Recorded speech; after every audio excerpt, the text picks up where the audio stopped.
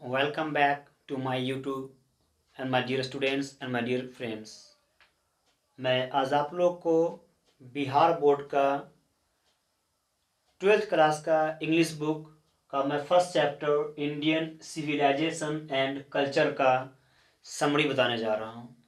देखिए, ये आपके एग्ज़ाम में लगभग 7 या 6 नंबर का पूछा जाता है और आपका हर लेसन का मैं आपको समरी बताऊँगा। तो आज आपका फर्स्ट चैप्टर हो गया इंडियन सिविलाइजेशन एंड कल्चर। हम लोग शुरुआत करते हैं इसके साथ। तो देखिए, लिखा गया है Indian civilisation and culture is an essay has been written by Mahatma Gandhi. ये जो हमारा इंडियन सिविलाइजेशन एंड कल्चर है, ये है क्या? ये हमारा एक एसे है।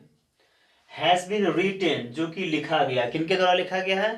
तो महात्मा गांधी के द्वारा लिखा गया है। Who is known as the father of nation, जिसे हम लोग क्या कहते हैं? राष्ट्रपिता भी कहते हैं। ही वॉज बॉर्न ऑन 2 अक्टूबर 1889। उनका जन्म कब हुआ था महात्मा गांधी का? तो इनका जन्म हुआ है आपका 2 अक्टूबर 1869 में। कहाँ पर? तो एट पोरबंदर इन गुजरात। इनका जन्म गुजरात के पोरबंदर में हुआ था। This essay has been written from his autobiography My Experiment with Truth। यह जो ऐसे लिखा गया है, ये कहाँ से लिखा गया है? महात्मा गांधी का आत्मकथा, जिसका नाम क्या है? इसका नाम आपका है My Experiment with Truth। सत्य के साथ मेरा प्रयोग, इसका हिंदी हुआ। और उसी का एक छोटा सा क्या है हमारा अंश। In this essay Gandhi ji has highlighted the features of Indian civilisation and culture. कहते हैं इस लेख के माध्यम से महात्मा गांधी भारतीय सभ्यता और संस्कृति के बारे में प्रकाश डाले हैं कि हमारा भारतीय सभ्यता और संस्कृति क्या है। आते हैं लोग नेक्स्ट। लिखा गया है ही सेज, वे कहते हैं, मतलब हमारा महात्मा गांधी कहते हैं that foundation of Indian civilisation is far better than western civilisation. मतलब ये हुआ कि हमारे भारतीय संस्कृति का जो ये फाउंडेशन है, मतलब जो नींव है, वो क्या है? कहीं ना कहीं वेस्टर्न सिविलाइजेशन से बहुत ज़्यादा हमारा है। एंड आवर सिविलाइजेशन, हमारा जो सभ्यता है, can not be beaten in the world. ये कभी भी विश्व में किससे पराजित नहीं हुआ है या फिर इसको कोई हरा नहीं सका है। कहते हैं because we are following the path that our ancestor made us for us. क्यों? क्योंकि हम लोग वैसे रास्ते का अनुसरण कर रहे हैं जिसे हमारे पूर्वज ने बनाया गया था कि हमें भारतीय सभ्यता को अगर बरकरार रखना है तो हमें इनके बनाए गए नियमों के अनुसार चलना चाहिए। किसी भी दूसरे देशों का कॉपी नहीं करना चाहिए, किसी और सभ्यताओं का कॉपी नहीं करना चाहिए। हमारा जो भारतीय सभ्यता है, इसकी जो गुण है, इनकी जो रीति है, उसे ही हमें क्या करना चाहिए? अपनाना चाहिए। गांधी जी सेज, गांधी जी कहते हैं, क्या कहते हैं? That our ancestor preferred villages to cities. Gandhi ji कहते हैं कि हमारे जो पूर्वज थे, वे शहरों से ज़्यादा गांव को वैल्यू दिया करते थे कि गांव में ही क्या होती है? आत्मा बसती है। हम भारतीयों की आत्मा कहाँ बसती है? गांव में बसती है। तो भारतीय सभ्यता भी क्या होता है? बेसिकली गांव में बसते हैं। क्यों? बिकॉज दे न्यू, वे जानते थे। कौन? हमारे जो पूर्वज थे, वे जानते थे क्या चीज? Cities are full of vices, crimes, robbers and thieves.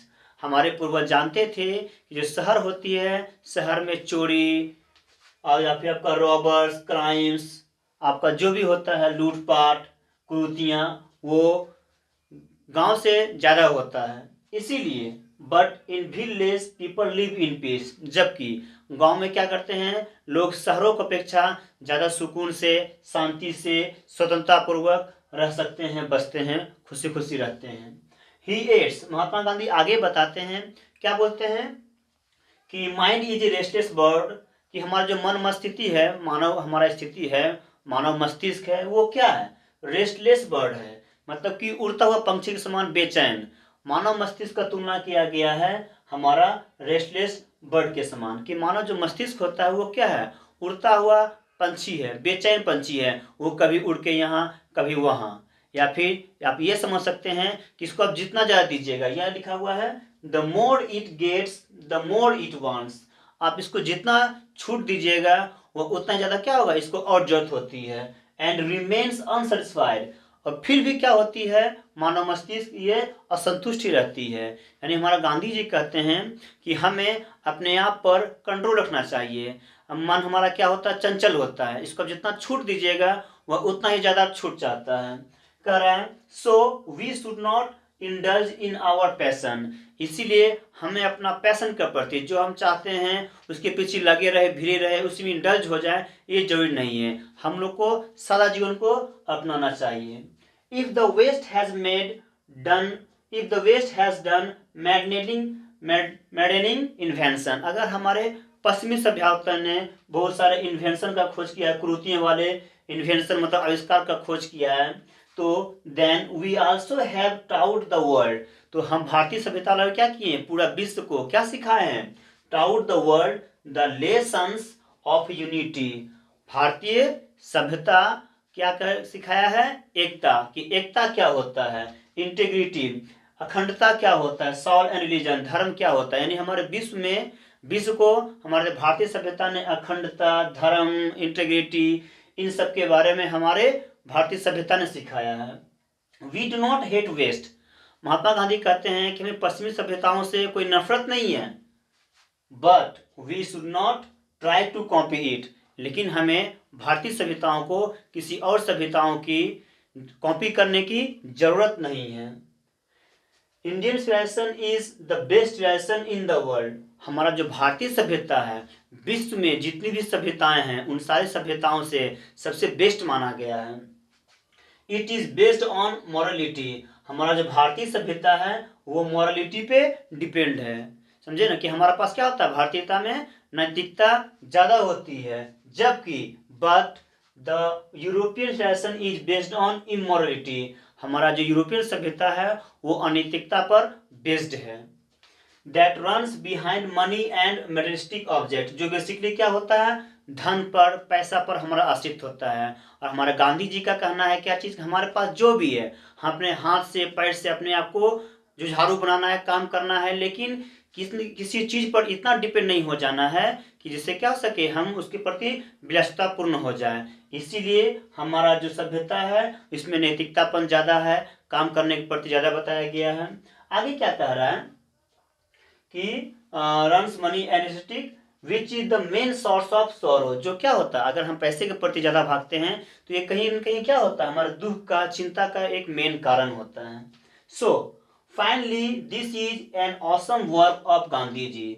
सो अंततः ये क्या है, हमारा जो ये ऐसे हो गया इंडियन सिविलाइजेशन एंड कल्चर, ये महात्मा गांधी द्वारा रचित एक बहुत ही शानदार हमारा रचना हो गया।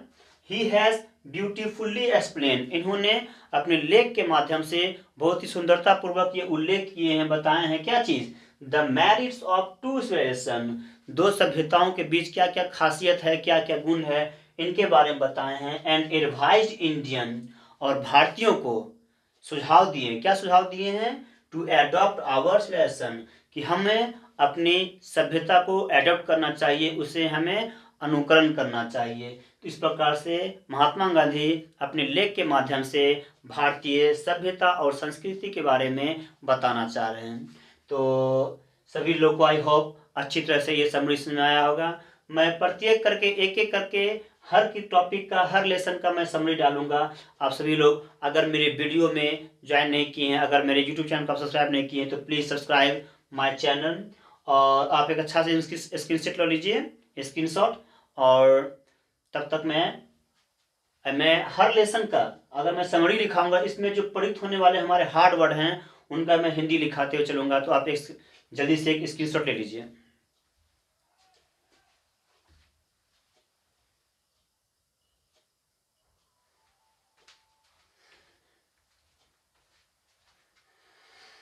तो चलते हैं हम लोग इस लेसन के समरी में प्रयुक्त कुछ खास हमारे वर्ड मीनिंग पे। देखिए, पहला आपका जो वर्ड मीनिंग है वो आपका है सभ्यता। सभ्यता का मतलब हमारा क्या होता है, सिविलाइजेशन। अगर हम बात करें सिविलाइजेशन, इसका हिंदी क्या हो गया, सभ्यता। नेक्स्ट आपका है कल्चर, कल्चर का मतलब क्या हो गया, संस्कृति। नेक्स्ट आपका है ऑटोबायोग्राफी, हिंदी में क्या कहते हैं, आत्मकथा। आत्मकथा हम उसे कहते हैं जब कोई खुद इंसान अपने ही बारे में कोई कहानी लिखते हैं, उसे हम लोग कहते हैं आत्मकथा। नेक्स्ट आपका हाईलाइटेड, हाईलाइट में सब लोग पता है किसी बारे में कुछ खास प्रकाश डालना, स्पष्ट करना या फिर प्रकाश डालना। फाउंडेशन, फाउंडेशन का मतलब होता है बुनियाद या फिर आधार। नेक्स्ट फॉलो मतलब होता है अनुसरण करना, अनुकरण करना। एंसेस्टर मतलब हमारा क्या हो गया, पूर्वज। प्रीफर मतलब प्रधानता देना, पसंद करना या फिर चुनना, दोनों में से किसी एक को ज़्यादा चुनना पसंद करना। वाइसेस मतलब क्या होता है, कुरीतियाँ, दुराचार या फिर बुराई। नेक्स्ट आपका क्राइम, क्राइम मतलब सभी लोग को पता है, अपराध बोलो आप या फिर आप जुर्म बोलो। पीस, पीस मतलब शांति। रेस्टलेस मतलब आपका बेचैन बोलिए या फिर आप बेकार बोलिए, अशांत बोलिए, सबका मतलब एक हो गया। अनसेटिस्फाइड, ये आपका क्या है, सेटिस्फाइड में संतुष्ट। अनसेटिस्फाइड क्या होता है आपका, असंतुष्ट। ये जो आपका बेसिकली जो आपका अन आ रहा है या फिर आपका जितने हमारा निगेटिव वर्ड आते हैं, मैं इसका कभी बेसिकली मैं क्लास बताऊंगा, वीडियो उसमें बताऊंगा कि कैसे हम किसी सेंटेंस को मॉर्फेम की सहायता से पॉजिटिव से निगेटिव किया करते हैं। देखिए नेक्स्ट आपका इंडल्ज, इंडल्ज मतलब होता है क्या चीज, लिप्त होना। नेक्स्ट पैशन, पैशन मतलब होता है जुनून या फिर आप जोश बोलो। नेक्स्ट मैडिनिंग, मैडिंग मतलब दर्दनाक या फिर दर्दजनक। इन्वेंशन, इन्वेंशन मतलब आविष्कार। यूनिटी, यूनिटी मतलब एकता। इंटेग्रिटी, इंटेग्रिटी मतलब अखंडता। साउल, साउल मतलब आत्मा या फिर अंतःमन। रिलीजन, रिलीजन मतलब धर्म। मॉरलिटी मतलब नैतिकता। इमोरलिटी अनैतिकता। मटेरियलिस्टिक मतलब भौतिकवादी संबंधी पदार्थ, यानी कि वैसे हमारे वस्तुएं जो क्या होता है पदार्थवादी होते हैं, हमारा जो आजकल रहन सहन हो गया है वैसा है। नेक्स्ट सौरव, सौरव मतलब क्या होता है आपका दुख, चिंता। औसम, औसम मतलब शानदार या फिर लाजवाब। और the last one adopt, adopt मतलब अपनाना या फिर ग्रहण करना, बहुत सारा मीनिंग होता है, गोल देना भी होता है। तो बेसिकली जो आपका ये समरी हो गया first chapter Indian civilisation and culture, इसका ये आपका कुछ हार्ड वर्ड हो गया। इसमें आपका हो सकता है कहीं ना कहीं आपका जब इंग्लिश का एग्जाम में आपका कहीं ना कहीं आता है आपका क्या चीज़ कि करेक्ट द स्पेलिंग, स्पेलिंग को क्या कीजिए, सही कीजिए। तो ये तो आपका समरी है, आप चाहिएगा तो सब याद कर सकते हैं, ये थोड़ा थोड़ा आपका क्या कर सकता है एग्जाम में आपको हेल्प कर सकता है। तो बेसिकली मेरा वीडियो ये फर्स्ट चैप्टर आपका समरी खत्म हुआ, सभी लोग को पसंद आया होगा, I hope. Please comment on my videos, और मैं इसका लिंक आपको डाल दूंगा फेसबुक में। तो आज के लिए वीडियो इतना ही काफ़ी है। अभी तो जो मेरे वीडियो को लाइक नहीं किए, सब्सक्राइब नहीं किए हैं, मेरे वीडियोज़ को सब्सक्राइब कीजिए। आज के लिए इतना ही वीडियो काफ़ी। जय हिंद एंड जय भारत।